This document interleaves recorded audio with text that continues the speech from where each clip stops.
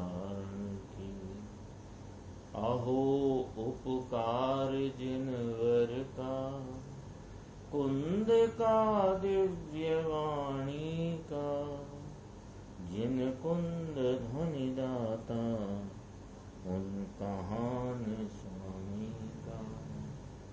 प्रणम्यूण जिनम वीरम, अनंत वर्णान दंसन सहावम, भोक्ष्यामिनियम सारम, केवली शुद्ध केवली बनिदम। नियम सार जी परमागम ग्रंथ है।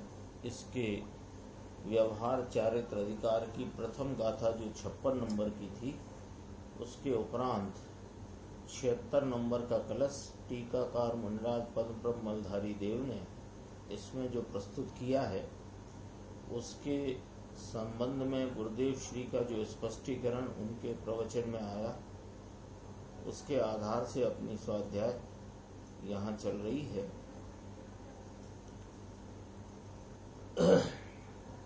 इसमें कहते हैं कि 6 काय के जीवों के रक्षण का जो भाव है, उसका नाम अहिंसा व्रत कहा।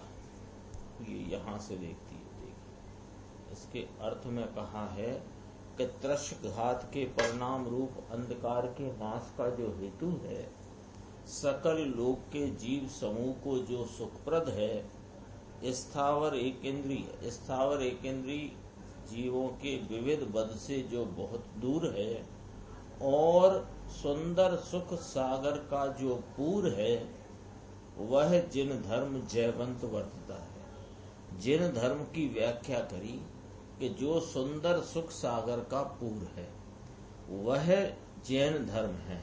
चारु शर्म अवधि पूरा, ये जयत जिन धर्म, वह जिन धर्म जयवंत वर्तता है। इसकी स्पष्टीकरण, चूंकि ये व्यवहार चारित्र अधिकार है, तो यहाँ व्यवहार अहिंसा किसे कही, उसका भी प्रतिपादन है, और वास्तविक अहिंसा क्या है, उसका भी यहाँ गुरुदेव श्री के द्वारा स्पष्टीकरण अपने सामने है। 12 नंबर का पेज है, कारण कार्य नियम भाग 3 गुजराती, 12 नंबर का प्रश्न है। देखो ऊपर की 3 लाइन छोड़कर, अहिंसा व्रत में ये लिया, क्या लिया कि 6 काय के जीवों की रक्षण का जो परिणाम है, इसे अहिंसा कहा, अहिंसा व्रत। जनाया खरा, यहाँ ज्ञान तो अवश्य कराया है, क्यों कि राग आदि जानने लायक है, लेकिन ये जैन धर्म नहीं।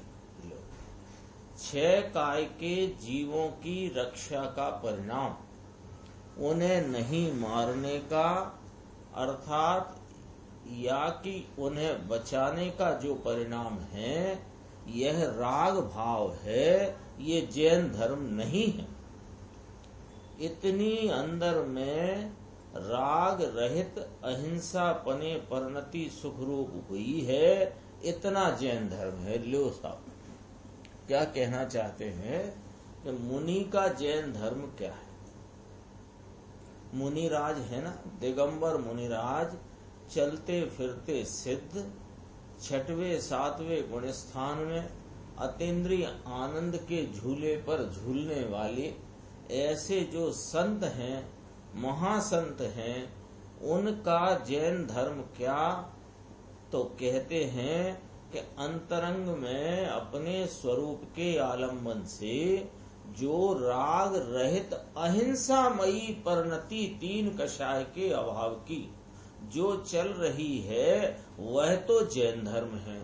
और जो अभी एक संजलन कषाय का सद्भाव है, उसके उदय में जो 6 काय के जीवों की रक्षा का परिणाम रूपी अहिंसा महाव्रत है, ये अहिंसा महाव्रत का राग ये जैन धर्म नहीं है। जैन धर्म तो इस राग से रहित तीन कषाय के अभाव रूप वीतराग परिणति का जो प्रवाही पना अंतरंग में है उसका नाम जैन धर्म है। बोलो सा। कहते हैं गुरुदेव कहो शांति भाई बराबर है ये, तो फिर ये महाव्रत फाव्रत में ये फिर कहाँ डाल दिया? ये अहिंसा शब्द महाव्रत में क्यों डाल दिया? अहिंसा तो वह राग रहित वीतरागी परिणति का नाम है। अहिंसा तो आत्मा के आलम्बन से वर्तती हुई राग रहित शांति स्वरूप आनंद की परिणति है, उसका नाम अहिंसा है। तो ये राग का भाव जो पर प्राणियों को बचाने का भाव है, इसको अहिंसा में कहाँ डाल दिया? तो कहते हैं कि ज्ञात कराया है। क्या ज्ञात कराया है ये भी समझना चाहिए। क्या ज्ञात कराया है? कि यह ज्ञात कराया है कि राग रहित स्वरूप के आलम्बन से उपजी हुई जो राग रहित वाली अहिंसक परिणति है उसका ज्ञान कराया है। तो उसका ज्ञान ऐसे कैसे कराया है कि अंतरंग में स्वरूप आलम्बन से उपजी हुई जो राग रहित वीतरागी परिणति रूपी अहिंसा धर्म है, वो अहिंसा धर्म वर्तने वाले जीव को एक संजुलन की कषाय का उदय है, और उस संजुलन कषाय के उदय में बाह्य में 6 काय के जीवों की रक्षा का परिणाम है। ये जो 6 काय के जीवों की रक्षा का परिणाम है ये ज्ञात कराया है। क्यों? क्या यह रक्षा का परिणाम ज्ञात कराया है कि ना ये पर जीवों की रक्षा के परिणाम को बता करके अंतरंग में जो अहिंसामयी परिणति है उसका ज्ञान कराया है। बोलो शांति भाई को याद किया है ना? शांति भाई बराबर है ये। तो फिर ये महाव्रत फाव्रत में ये अहिंसा महाव्रत में ये क्या बात कर दी आपने? पर जीवों को बचाने का राग वो अहिंसा व्रत है, ये आपने क्या बात कर दी? कि ये वाली बात कर दी कि अंतरंग में जिसको अहिंसा धर्म वर्त रहा है उसको बाहर में इस प्रकार जीवों की रक्षण का परिणाम होता है, और वह जो जीवों की रक्षण का परिणाम है इस परिणाम से ज्ञात होता है कि अंदर की अहिंसामयी परिणति क्या चल रही है। अंतरंग जैन धर्म किस प्रकार साधक के अंतरंग में, संतों के अंतरंग में वर्तता है, यह मुनिराज की व्याख्या है। देखो जैन धर्म इसको कहिए जिसमें अकेली वीतराग परिणति खड़ी होए और जिसमें राग आया, यह भी वास्तव में जैन धर्म यानी वास्तविक जैन धर्म नहीं। जिनके पास पुस्तक होगी वो देख सकते हैं, और अच्छा तो ये है कि पुस्तक लेके सुन सकें, नहीं तो ये बात इसमें देखो मैं बताता हूँ। 12 नंबर के पृष्ठ पर स्पष्ट आई है। यह जैन शासन का महासूत्र है। क्या आया है? जैन धर्म किसको कहिए? जैन धर्म किसको कहिए? पहला ये प्रश्न हुआ कि जैन धर्म तो एकमात्र वीतराग परिणति जो अंतरंग में वर्त रही है इसका नाम जैन धर्म है। अभी इस परिणति के साथ जितना यह जो पर जीवों की रक्षा का परिणाम वाला राग आया है, यह भी वास्तव में जैन धर्म नहीं है। यह तो औपचारिक धर्म है, व्यवहार जैन धर्म है। व्यवहार जैन धर्म है माने ये जैन धर्म है नहीं, यानी निश्चय धर्म ये जैन धर्म है। यानी यह निश्चय धर्म नहीं है, ये धर्म नहीं है, तथापि धर्म कहने का उपचार कहा जाता है। अरे जैन धर्म के भी दो प्रकार पड़ गए। कैसे कि दो प्रकार ऐसे हैं कि एक वास्तविक जैन धर्म, निश्चय जैन धर्म, और वास्तविक जैन धर्म के साथ शेष रह गया जो राग का भाग है। कौन से राग का भाग? कि जो राग का भाग अंतरंग जैन धर्म का दिग्दर्शक है, बताने वाला है, वह व्यवहार जैन धर्म।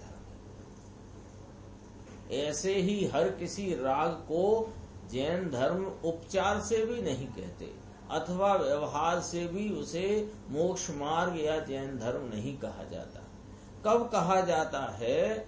कि जो व्यवहार का परिणाम, जो व्यवहार की विकल्प रूप वृत्ति, जो व्यवहार की विकल्प वृत्ति के साथ देह की चेष्टा, तो देह की चेष्टा विकल्प रूप वृत्ति को बताती है, और विकल्प रूप वृत्ति जो है वह जैन धर्म को बताने वाली है, इसलिए उसे व्यवहार कहते हैं।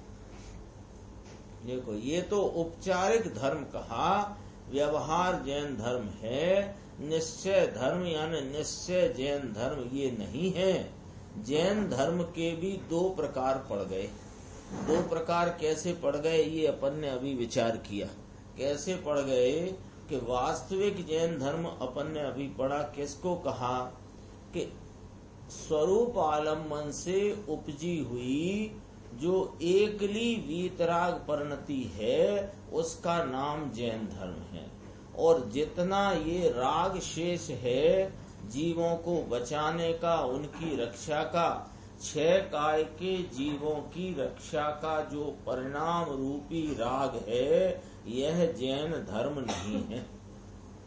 तो इसको जैन धर्म नहीं कहा आपने, लेकिन शास्त्रों में इसको व्यवहार जैन धर्म कहा है कि हाँ कहा है। व्यवहार जैन धर्म क्यों कहा है? कि यह व्यवहार जैन धर्म यानी जो स्वयं तो जैन धर्म नहीं है, लेकिन ये वाला व्यवहार उस जीव के, उस मोक्ष मार्गी के अंतरंग जैन धर्म का परिचायक है, दिग्दर्शक है, बताने वाला है। इसलिए उपचार से इसको व्यवहार जैन धर्म कहने में आया है। पेज नंबर 12 है, 12 पेज। मुमुक्षु का प्रश्न है कि धर्म है साहेब ये, तो दोनों धर्म से लाभ होता है ना। जब इसको व्यवहार से ही धर्म कहा, तो व्यवहार से कहा तो लाभकारी तो हुआ ना। तो उत्तर कहते हैं लाभ की बात कहाँ है? एक ही धर्म से लाभ है, बाकी इसके अतिरिक्त जितना परिणमन है वह सब नुकसान है। यानी स्वरूप आलम्बन से उपजी हुई जो शांति वीतरागता की परिणति है, वही लाभकारी है, वही निर्जरा रूप है, वही मोक्ष मार्ग में आगे बढ़ने रूप है। और जितना वहाँ राग का भाग है, वह राग का भाग इस जैन धर्म को बताने वाला तो है, इस जैन धर्म को बताने वाला तो है, लेकिन उससे जैन धर्म रूपी कोई राग होता है, वो लाभ होता है, ऐसा बिल्कुल भी नहीं है। एक ही धर्म से लाभ है। वीतरागी जैन धर्म दशा, श्रद्धा, ज्ञान, चारित्र, यह एक से ही लाभ है। दूसरा होता है, ऐसा ज्ञान कराते हैं, तो ज्ञान कराते हैं कि व्यवहार न जानने लायक है। इतना जानने लायक है कि नहीं? जानने लायक है। वह भी क्यों? व्यवहार न भी जानने लायक है, वह भी क्यों?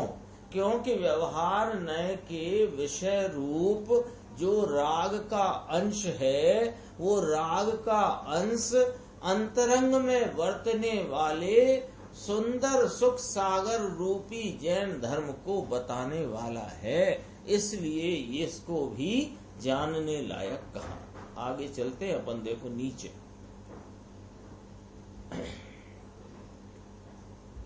छह काय के बद से जो बहुत दूर है, श्लोक आया था ना, 76 नंबर श्लोक, मुनिराज पद्म ब्रह्मधारी देव। हाँ, उसमें क्या कहा था वो जरा पढ़ लेते हैं, 2 लाइन है। त्रसघात के पेज नंबर निकालना हो तो निकाल लो, 9 नंबर पेज है। त्रसघात के परिणाम रूप अंधकार के नाश का जो हेतु है, त्रसघात का परिणाम वह अंधकार है, उसके नाश का हेतु है कौन? जैन धर्म।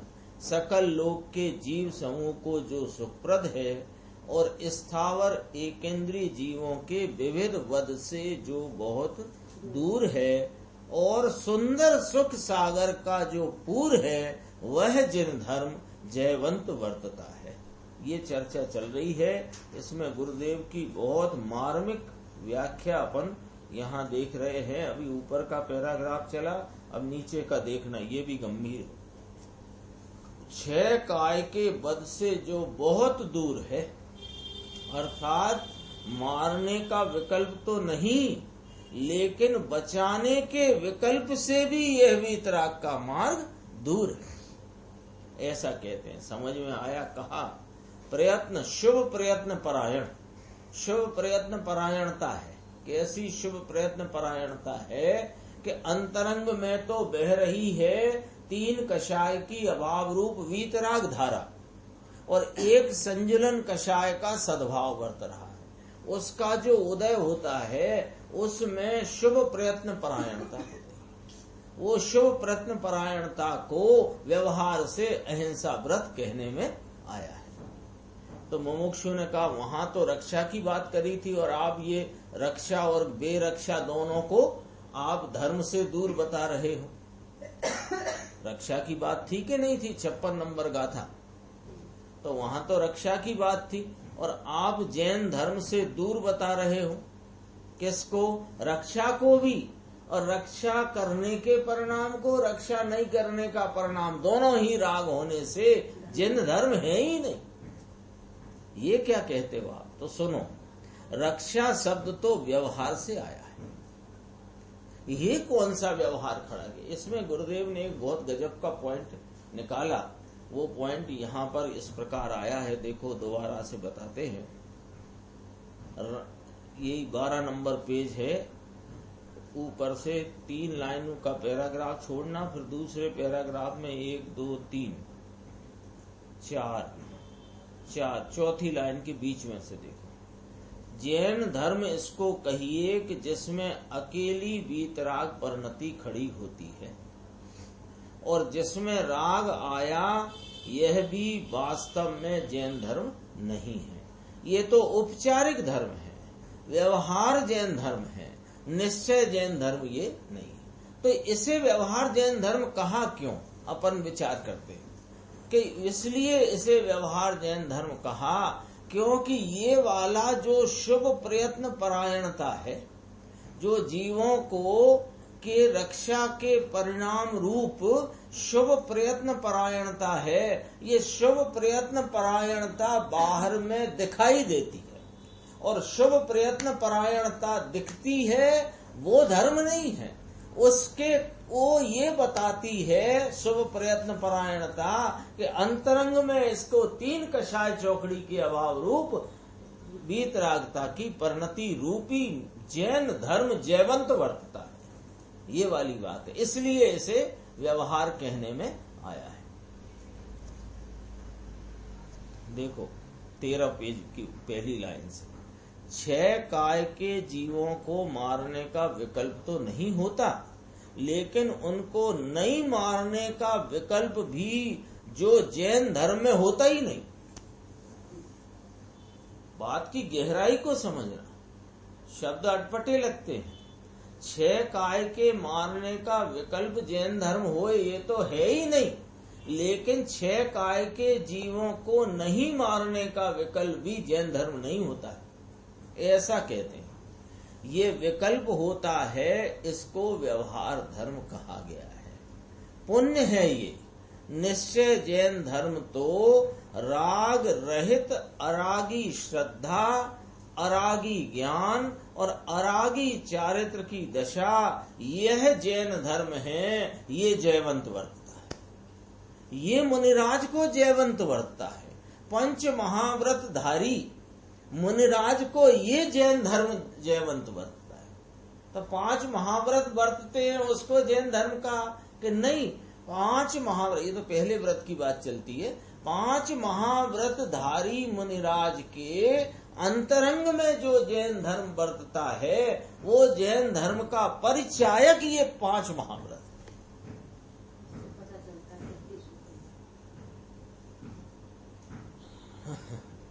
मुनि को अपने में वीतरागी परिणति है ना, जयवंत वर्तती है, कहो इसमें समझ में आता है कि नहीं?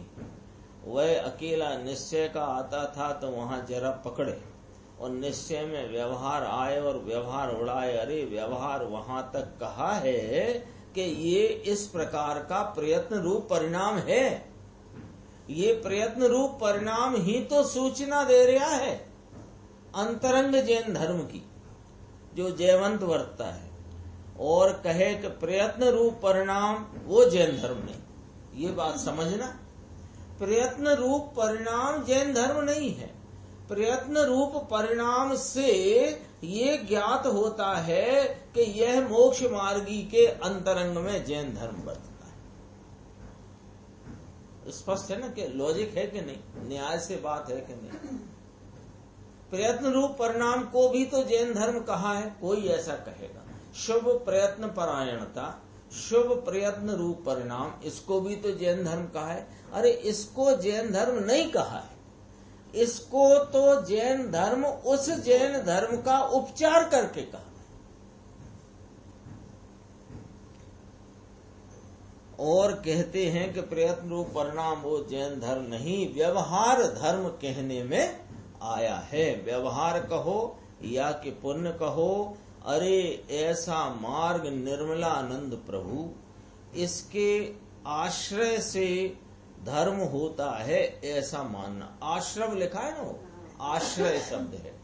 आश्रय नाम अवलंबन, इसके अवलंबन से धर्म होता है ऐसा मानना। और ये जो व्रत है ये तो व्रत का परिणाम आश्रय है, वो आश्रय है। आश्रय से धर्म होता है ऐसा मानना। ये जो व्रत है ये तो व्रत का परिणाम आश्रय है। अहिंसा व्रत का परिणाम आश्रय है, शुभ उपयोग है, राग है। तो मुमुक्षु ने कहा ऐसा इसमें कहाँ लिखा है? आप अपने मन से वांच रहे हो। तो कहा ये क्या कहा है? लिखा है यहाँ देखो, सुंदर सुख सागर की दशा वह जैन धर्म है। जब ये लिखा है, जब ये कह रहे हैं कि इस गिलास में पानी है, तो फिर हम ये दूसरे गिलास में पानी नहीं है, ये बात नहीं कहने पर भी आ गई ना कि भैया ये वाला गिलास है पानी का, तो दूसरा पानी का नहीं है, ये बात स्पष्ट हो गई कि नहीं? जब कह रहे हैं सुंदर सुख सागर का पूर वह जैन धर्म है, तो राग भी जैन धर्म है और सुख सागर भी जैन धर्म है, ये तो नहीं हो सकती बात। अहिंसा ये शुभ राग है, शुभ उपयोग है, व्रत है ना। कहो समझ में आया? कहो चेतन जी, ऐसी बात वहां कहाँ थी? कौन सुनाता था? आगे अपन चलते हैं। देखो गुरुदेव ने एक प्रश्न लिया यहाँ पर कि मुमुक्षु का प्रश्न आया है, इससे इस पर से चर्चा उठाते हैं। देखो, द्रव्य पर्याय को छूता नहीं ना, छुए नहीं और आश्रय दे दे। आपने अभी कहा आत्मा का आश्रय लेने से जो शुद्ध परिणति शांति वीतरागता की उपजती है, किसके आश्रय से? द्रव्य स्वभाव के आश्रय से, अपने ध्रुव तत्व के आश्रय से, अपने अपरिणामी तत्व के आश्रय से जो परिणति उपजती है उस पर्याय का नाम धर्म है। ये अभी तक इतनी खुलासा करी। तो आपने कहा पर्याय ने आश्रय लिया, गुरुदेव ने कहा ना आश्रय लिया पर्याय ने और आश्रय दिया द्रव्य ने, ऐसा कहा ना। तो उसने प्रश्न किया मुमुक्षु ने कि साहिब द्रव्य पर्याय को छूता ही नहीं, तो छुए नहीं तो आश्रय कैसे देता है? द्रव्य तो पर्याय को छुए नहीं, क्योंकि द्रव्य तो ध्रुव पने रहता है और पर्याय पलटने पने रहती है। तो पलटने पने के भाव को, बदलते भाव को ये द्रव्य भाव कैसे आश्रय दे देगा? ये तो छूता ही नहीं उसको। तो उत्तर कहा कि वहां आम गयो एटले आप्यो ने। इसका अर्थ क्या कि ये पर्याय का वर्तमान परिणाम उसने उसको विषय किया, वहां गया माने उसको विषय किया, उसको लक्ष्य किया, सन्मुखता करी तो वो भाव उस पर्याय में प्रकट हुआ तो आश्रय दिया, ऐसा कहने में आता है। इसको कोई ना पाड़ी में ना ये बाजू मत झुको। उपयोग को थोड़ी रोका है द्रव्य ने। द्रव्य पर्याय को छूता नहीं, थोड़ा समझना ये बारीक है। द्रव्य पर्याय को छूता नहीं, तो पर्याय को छूता नहीं तो द्रव्य ये थोड़ी कहता है कि मेरी तरफ न देख। मैं अपरिणामी एक रूप सदृश सामान्य भाव रहने वाला जो ध्रुव तत्व हूँ, मैं तो ध्रुव हूँ। और पर्याय कहती है कि मैं तो अध्रुव एक एक समय में पलटने वाली वो जो दशा रूप भाव हूँ। तो उसने ये कहा कि ये दशा रूप भाव दशावान में घुस नहीं सकता, लेकिन दशावान को देख तो सकती है। तो देखने की थोड़ी मना किया है, सन्मुखता का थोड़ी मना किया है। आश्रय लेने का मतलब उसका लक्ष्य करने का मना थोड़ी किया है। उसने लक्ष्य किया तो लक्ष्य किया जैसे मैंने दरवाजे की तरफ देखा, कोई नहीं। जैसे मैंने दरवाजे की तरफ देखा तो दरवाजे की तरफ देखा तो दरवाजा दिख गया तो दरवाजा आ गया क्या? ऐसे पर्याय ने उस तरफ देखा तो पर्याय को द्रव्य ने कोई ना थोड़ी पाड़ी है कि नाना आ बाजू ना झुक। तो फिर प्रश्न किया, इसको छूता नहीं, स्पर्शता नहीं तो दे कहां से देता है? फिर पूछा कि ये दूसरी बात है, सुनो। अब वो दूसरी बात यहाँ गुरुदेव ने उठाई, सुनो। भूदत्त मस्जिदो खलु, ये नहीं आया 11वीं गाथा। भूतार्थ त्रकाली का आश्रय करने से सम्यक दर्शन होता है। एकदम सीधी साफ बात है। भूतार्थ त्रकाली ध्रुव अपरिणामी एक रूप रहने वाला सदृश ये द्रव्य भाव और ये वर्तमान पर्याय, ये पर्याय का आश्रय करती है। ये पर्याय जो द्रव्य का आश्रय करती है तो सम्यक दर्शन द्रव्य में प्रकट नहीं होता, सम्यक दर्शन पर्याय में प्रकट होता है। आश्रय करने वाली तो पर्याय है और आश्रय दाता तो द्रव्य है। इसमें से निकालना पड़ेगा कि नहीं, बात क्या कह रहे हैं उसका तात्पर्य निकालना पड़ेगा कि नहीं। एक दिन चर्चा आई थी जब अपना ये नियम सार की ही व्याख्या थी, 53 नंबर का था। उसमें सम्यक दर्शन रूपी जो निर्मल परिणाम है उसमें 2 निमित्त बताए थे। एक जिनेन्द्र परमात्मा के मुख कमल के से निकली हुई दिव्य ध्वनि से रचित द्रव्य श्रुत और ज्ञानी मुमुक्षुओं के कथन का अभिप्राय कहा था ना।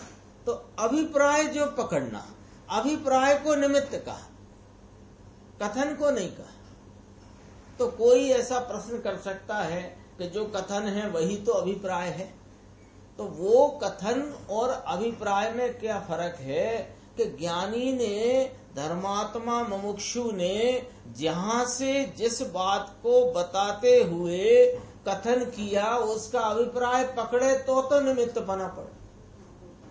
अब कहा भूदत्त मस्जिदो खलु, इसका अभिप्राय पकड़ना पड़ेगा कि भूतार त्रिकाली का आश्रय करने से जो जीव स्वदृष्टि हुए है, ऐसा आया ना, तो सम्यक दर्शन होता है। तो आश्रय दाता द्रव्य है, आश्रय लेने वाली पर्याय है, ये देने वाला है, वो लेने वाला है, और आप कहते हो कि वो स्पर्श करता है। तो समझना पड़ेगा अभिप्राय। हाँ,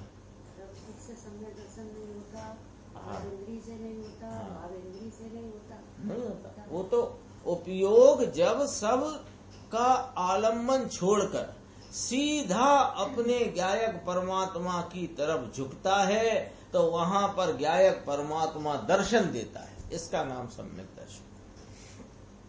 भूदत्त मस्जिदो खलु महासिद्धांत है। 11वीं गाथा तो जैन दर्शन का प्राण है। कैलाश सिंह जी ने लिखा है, फिर बाद में अर्थ में पलट दिया, मेल नहीं खाता। अरे मेल कैसे करना, इसकी बात समझना चाहिए। आचार्य परमात्मा के हृदय की बात को समझना चाहिए। कल अपने दोपहर को समय सार में चल रहा था 153 कलश, उसमें कहते हैं भाई ज्ञानी की बात तो जानने का सामर्थ्य ज्ञानी का है, ऐसा कहा ना। तो वो तो उसकी वृत्ति प्रवृत्ति पे से कहा था, लेकिन ज्ञानी का अभिप्राय जो समझ जाए वो ज्ञानी हुए बिना रहता नहीं। भले वो अनादि का अज्ञानी हो, लेकिन अभिप्राय मात्र पकड़ना है। अभिप्राय पकड़ते ही दृष्टि चली जाएगी। ऐसे अपनी कल्पना से अर्थ करते रहो तो ऐसे कुछ चलेगा क्या। ये तो अनादि के बीतराग संत मार्ग कहते आए हैं। देखो क्या कहा, अनादि से बीतराग संत मार्ग कहते आए हैं, परिणमते आए हैं, होते आए हैं, मुक्ति प्राप्त करते आए हैं। यह कहीं कोई किसी व्यक्ति विशेष का मार्ग है क्या। अनादि संत ये मार्ग कहते आए हैं।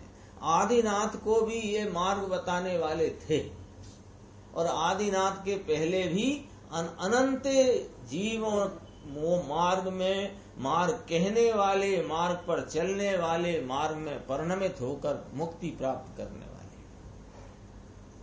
अनादि संत ये मार्ग कहते आए हैं, और इस जात का परिणमन करते आए हैं, और इस जात की बात कहते आए हैं। ओ हो वाह। विविध बद विदूर विदूरस चारु सर्मावधि पूरा। अंतिम लाइन ठीक। चारु नाम सुंदर, सर्म नाम सुख, अवधि नाम समुद्र, इसका पूर्व ये जैन धर्म है। तो कहा ये जैन धर्म के विशेषण है कि हाँ ये जैन धर्म के विशेषण है। जैन धर्म तो अतीन्द्रिय आनंददायक है ऐसा कहते हैं। दायक यानी देता है ऐसा नहीं। दायक का अर्थ है कि जो जैन धर्म स्वरूप आत्मा है, इसका आलम्बन लेते ही उसी समय पर्याय में अतीन्द्रिय आनंद अपनी षटकारक की प्रक्रिया से निर्मल पने परिणमित होता है, तो उसको उसका दाता कहने में आता है। उसी समय अतीन्द्रिय आनंद का दाता परिणमन, इसका नाम जैन धर्म है। ये पद्म प्रमलधारी देव ने भी भले स्वयं ने अमुक शैली लक्ष्य में रखकर किया है, लेकिन किया है कैसा कि समय सार की 15वीं गाथा में जैन शासन जैन धर्म किसको कहा। भले वो लक्ष्य में होए बात करी हुए, बात यहाँ चूंकि ये व्यवहार चारित्र अधिकार है तो उसमें व्यवहार व्रत का भी जो स्वरूप है उतना तो कहा, लेकिन लक्ष्य में जैन धर्म क्या है ये पद्म प्रमलधारी देव के वर्तता है। तभी अंतिम लाइन में लिखा कि विविध बद विदूर, ये तो विविध बद विदूर कहकर व्यवहार अहिंसा की बात करी, लेकिन फिर कहा चारु सर्मावधि पूरा। यह तो सुंदर सुख स्वरूप दरिया का पूर है, सुख सागर। भाव श्रुत उपयोग यानी आनंददायक दशा, वह जैन शासन है। ये कहा ना 15वीं गाथा में। इसमें आपदा क्या और विपदा क्या, दुख कहाँ है। देखो, कष्ट को सहन करना ये जैन धर्म नहीं है। ये क्या बात कही, ये परिभाषा है जैन धर्म की। जैन धर्म की परिभाषा में ये बात समझनी चाहिए कि जैन धर्म कष्ट का नाम नहीं है। कष्ट हो और वह धर्म हो, ऐसी व्यवस्था ही नहीं है जैन शासन। कष्ट और सुख दोनों विपरीत है। जैन धर्म तो सुख सागर का वो पूर है। तो कष्ट को जैन धर्म जो कहते हो मानते हो तो तुम्हारी मान्यता में अभी जैन धर्म समझ में ही नहीं आया, है ना। साताशीलता, असातापना, ये सब बातें बाहर की हैं, ये इनका जैन धर्म से कोई लेन देन ही नहीं। आपदा क्या विपदा क्या, कष्ट को सहन करना, इसलिए ऐसी आकुलता लगे। यहाँ तो अतीन्द्रिय आनंद की दशा की परिणति प्रकट हुए। वेणला पूर्णा वाया, वेणला पूर्णा वाया होता ना, बेल होती है ना फूलों की, तो वो फैलती हैं और फिर वहां से सुगंधित हवा आती है। तो ऐसा वेणला पूर्णा वाया, अतीन्द्रिय आनंद की दशा की परिणति अंतरंग में सुरभित है, वो वास्तव में धर्म है। अपन कहना कि इतना परिचय सहन करते हैं, अंतराय आदि का पालन करते हैं, उपवास करते हैं, विधि नहीं मिलने पर आहार ग्रहण नहीं करते हैं, ऐसे कष्ट सहन करते हैं, और बारिश में पेड़ के नीचे और गर्मियों में शिला के ऊपर इस प्रकार रहते हैं, तो क्या कष्ट सहन करते हैं? प्रश्न ये है। अरे वे तो अपनी आनंद की गुफा में रहते हैं, बाहर में ऐसा तुमको दिखाई देता है, क्योंकि बाहर में ऐसा प्रसंग है, लेकिन वे उस प्रसंग में नहीं, वे तो अंतरंग में आनंद गुफा में रहते हैं।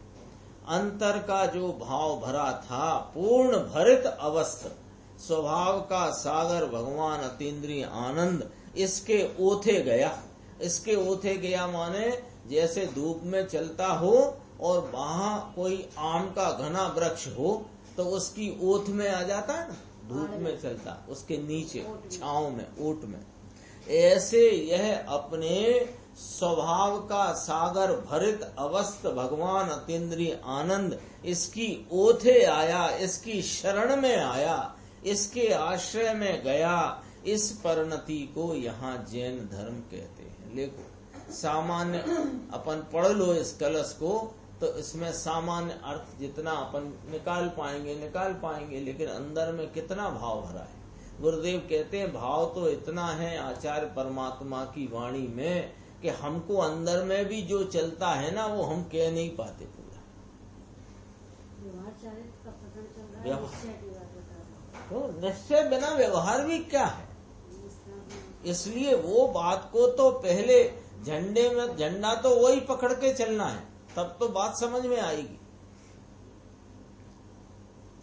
देखो स्वयं द्रव्य आश्रय परिणति प्रगटती है, उसको जैन धर्म कहते हैं। पर द्रव्य आश्रय से जो राग होता है वह यथार्थ जैन धर्म नहीं, निश्चय होता है, वहां व्यवहार कहने में आता है, समझाणु कहीं। अब चलती है अहिंसा व्रत की बात, तो वहां ये लेना सुनो कि व्यवहार अहिंसा व्रत का विकल्प है, ये प्रयत्न है, बाह्य में जीवों की रक्षण की प्रयत्न परायणता है, ऐसा तुमको ज्ञात कराया। मुनि को होती है, लेकिन ये कोई वास्तविक चीज नहीं, ये यथार्थ वस्तु नहीं। अंतर आत्मा छह काय के घात और बचाने के विकल्प से भी भिन्न, ऐसा कहते हैं। छह काय के जीव को मारने के विकल्प से तो भिन्न, किंतु उसको बचाने के विकल्प से भी जो भिन्न है वह जैन धर्म है। वो छह काय के जीवों को बचाना जैन धर्म है, ऐसा है ही नहीं। पहले ऐसा समझना, जैसे 3 पॉइंट में समझना। ये जो व्यवहार अहिंसा व्रत है, इसको 3 पॉइंट में समझना कि जो छह काय के जीवों को बचाने का, रक्षा का परिणाम विकल्प वृत्ति, यह जैन धर्म नहीं है। पहला पॉइंट। जैन धर्म तो स्वरूप आलम्बन से उपजी हुई शांति वीतरागता आनंदमयी जो परिणति है, वह वास्तविक जैन धर्म है। तीसरा पॉइंट, ऐसे वास्तविक जैन धर्मी को बाहर में ऐसी शुभ प्रयत्न परायणता होती है, तो उसको व्यवहार से अहिंसा धर्म कहने में आता है। अब समझ में आया ही व्यवहार चारित्र का। है ना, इतना 3 बिंदु लेके चलो, तब ये व्यवहार अहिंसा व्रत क्या है तब समझ में आएगा। तो इसको फिर धर्म कहना ही काय को, वो बात अपन कर चुके हैं पहले। क्यों कहना कि ये अंतरंग धर्म को बता देता है, इसलिए वह जिन धर्म जयवंत वर्तता है, यानी कि जैन धर्म की हयाती है, ऐसा कहते हैं भाई। एक कहने मात्र का जैन धर्म नहीं है कि अंतरंग आलम्बन से वीतरागता होती है, उसे जैन धर्म कहते हैं। बराबर साहेब, ये कहने मात्र का नहीं है। ऐसा जैन धर्म मुनिराज कहते हैं हमारी परिणति में वर्तता है। समंत भद्राचार्य में भी ये आया, अहिंसा परम ब्रह्म, अर्थात वह ऐसा स्पष्ट करते हैं कि 6 काय के जीव की दया ये अहिंसा परम धर्म है। इसका अर्थ ऐसा किया है, इसकी बात कहाँ है? यहाँ तो परम ब्रह्म है, पहला तो अपरम है। वो जो अहिंसा परमो धर्म कहा, वहां पर तो रागादि भाव की उत्पत्ति वो धर्म नहीं है। वो परम ब्रह्म परम धर्म कौन सी अहिंसा है कि रागादि भाव से रहित वीतराग परिणति, वो अहिंसा परम धर्म है। ये तो अपरम है, ऐसा अर्थ करते हैं। देखो, दया ये धर्म भगवान ने कहा, समंत भद्राचार्य ने अहिंसा को परम धर्म कहा। 6 काय की दया ये अहिंसा परम धर्म है। तो 6 काय में स्वयं आया कि नहीं आया? कि स्वयं रह गया? कि स्वयं आता है तो राग रहित हो गया। स्वयं आया ना, स्वयं की दया करी, तो स्वयं की दया में क्या किया कि अपने को अपनी परिणति में आपने आप निहारा, तो राग रहित हो गया। तो क्या हो गया? अहिंसा धर्म प्रकट हो गया। तो यहाँ पूर्ण हो जाती है। 57 नंबर गाथा है। रागेण वा दोषेण वा मोहेण वा मोस भास परिणामम् जोपज हदि साहुसया विदीय बदम होइत सेव।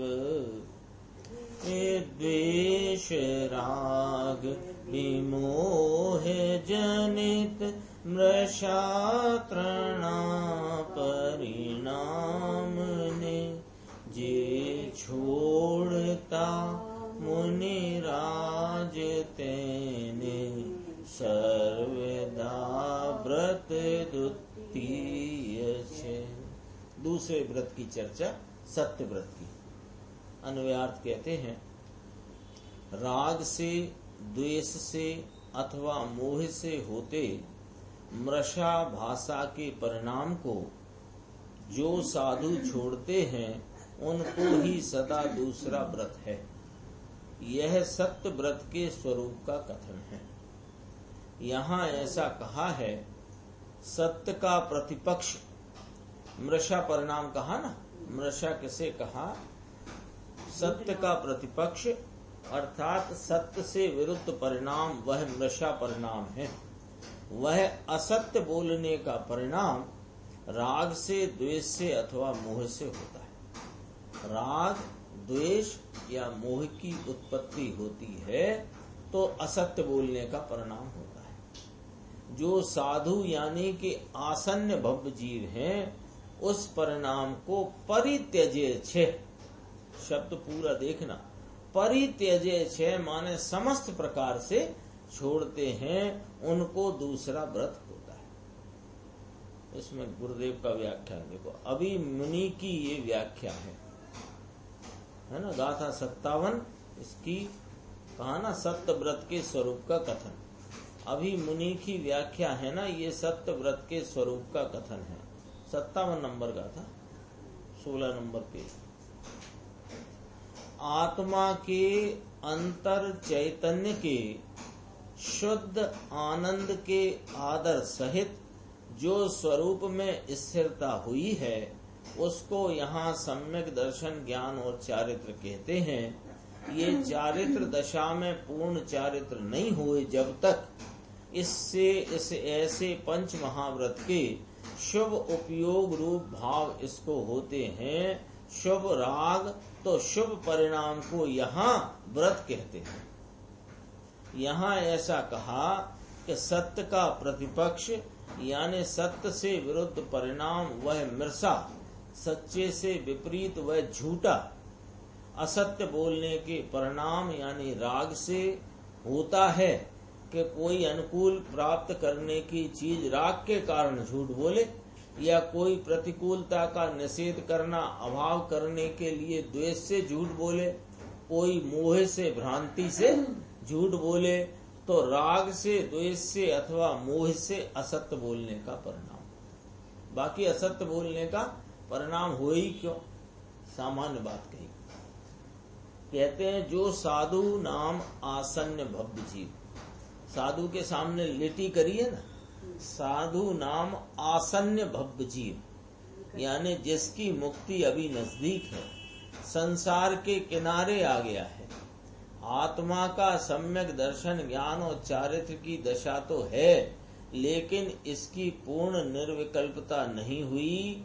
सातवीं भूमिका की ये अपेक्षा से इसको ऐसे पंच महाव्रत के भाव होते। क्या कही? सातवीं भूमिका की अपेक्षा से। सातवीं भूमिका की अपेक्षा लो तो अभी निर्विकल्पता पूर्ण नहीं है।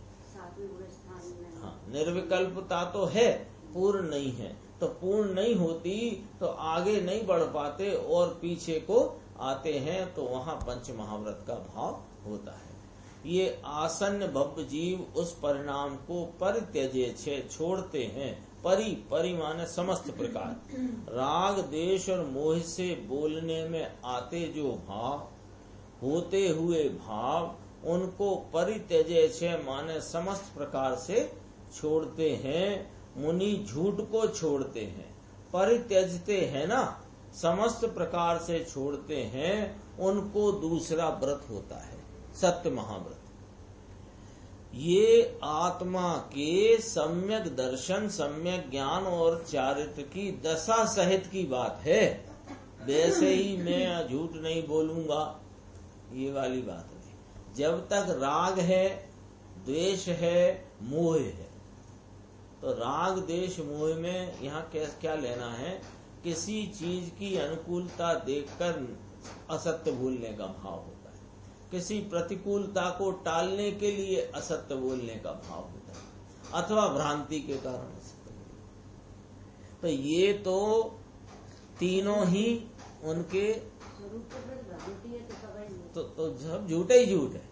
हाँ, तो बोले महावीर भगवान वीतरागी हितोपदेशी है, तेरा ये झूठ है, क्योंकि ना तेरे को वीतरागता का पता है ना हितोपदेश का पता है। ये भ्रांति में पड़ा है तो झूठ ऐसा लिया है। ऐसा सम्यक दर्शन और ज्ञान ना होए, उसको सत्य व्रत हो जाए, ऐसा बन सकता ही नहीं। ऐसी व्रत की भूमिका छठवें गुण स्थान में इस जात के भाव होते हैं। इनको व्यवहार व्रत कहने में आता है। निश्चय व्रत तो स्वरूप में बिटाई जबू, बिटाई जबू माने स्वरूप में चिपक जाना, स्वरूप आनंद है उसमें लीन होना, इसको निश्चय सच्चा व्रत कहते हैं। ये व्यवहार व्रत इसको विकल्प होता है, पुण्य बंध का कारण है, और स्वभाव के आश्रय से चैतन्य भगवान अपने अतीन्द्रिय आनंद के आश्रय से जो दृष्टि ज्ञान और लीनता हुई, वह साक्षात मुक्ति का कारण है। और सत्य महाव्रत जो कहा वह परंपरा से मुक्ति का कारण। इतना परंपरा क्यों कही? कि अंदर में साक्षात कारण बरतता है, तो राग के भाग को उपचार से परंपरा कारण कहने में आता है। कलश भी पढ़ लेते हैं, अपने पास थोड़ा समय है। भक्ति व्यक्तम सत्यम उच्चैर्जनो यः स्वर्ग स्त्रीणाम भूरि भो एक भाग स्यात् अस्मिन् पूज्यः सर्वदा सर्वसिद्धि सत्य सत्यात् सत्यम चान्यदस्ति व्रतम किम। 57 नंबर की गाथा की टीका पूर्ण करते टीकाकार मुनिराज श्लोक कहते हैं, जो पुरुष अति स्पष्टपने सत्य बोलते हैं वे स्वर्ग की स्त्रियों के पुष्कल भोगों का एक भागी होता है, अर्थात वह परलोक में अनन्यपने देवांगनाओं के बहुत भोगों को प्राप्त करता है और इस लोक में सर्वदा सर्व सत पुरुषों को पूज्य बनता है।